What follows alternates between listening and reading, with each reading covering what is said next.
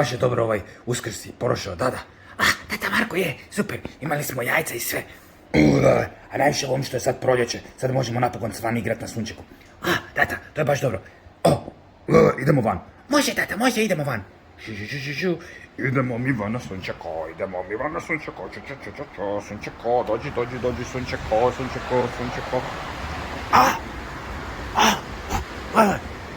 Što je to? Tata Marko, ne znam. Hladno mi je, bježi unutra.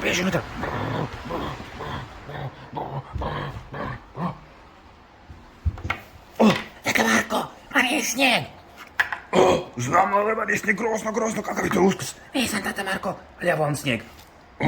Ja ne volim snijeg, mrzim čisti snijeg. Ja volim snijeg, igrat ćemo se u snijegu.